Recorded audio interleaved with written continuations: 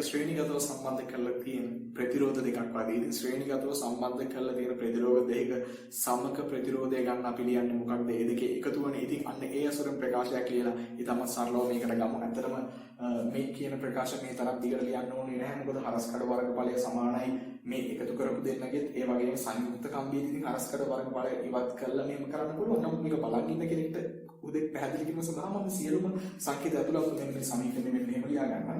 ඉතින් අවසානයේ මේ දෙන්න එකතු වෙන අපි මෙහෙම ලියගමුකෝ. එකතු වෙන ප්‍රතිරෝධය R කියලා.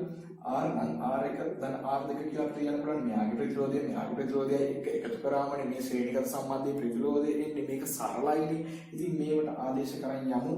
මෙයා නොදන්න කෙනාගේ ප්‍රතිරෝධතාවය එහෙම තමයි සංයුක්ත කම්බී ප්‍රතිරෝධතාවය R කියලා මම ගත්තා. ඒ වගේම මේකේ දිග මෙයාගේ දිග L මෙයාගේ දිග 2යි L. එහෙනම් අපි සංයුක්ත කම්බියේ දිග 3යි L. හරස්කඩ වර්ගඵලය එමමයි A. ඉතින් මෙයාට ආයිත් අර විදිහටම ලියා ගන්නවා. ඉතින් මෙයාට ආයිත් ඒ විදිහටම ලියා ගන්නවා. මෙයාගේ ප්‍රතිරෝධතාවය දාලා හරස්කඩ වර්ගඵල සමානයි කැපිලි යනවා. මේ L ට L සියල්ලම කැපිලි යනවා. ඉතින් ඔය කතන්දර සියලුම ඉවත් කරලා ගත්තට පස්සේ රෝ කියන එක මෙන්න මේ කියන පිළිතුරට එහෙම නැත්නම් ඔය නොදන්න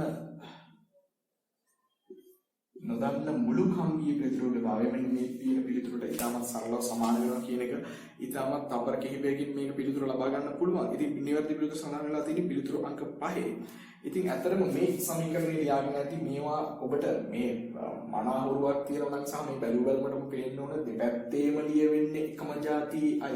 දෙපැත්තේම එකම જાතියේ අය ලියවෙන්නේ එකම පද වලින් L වලින්. ඒ වගේම හරස්කඩ වර්ගඵලය සමානයි. ඒක නිසා මේ L සහ A කියන දෙන්න නැතුව මේ සමීකරණය එකවරම මෙන්න මේ ආකාරයෙන් ලියා ගන්නට තිබුණා නම් එයත් ඉතාමත් හොඳයි.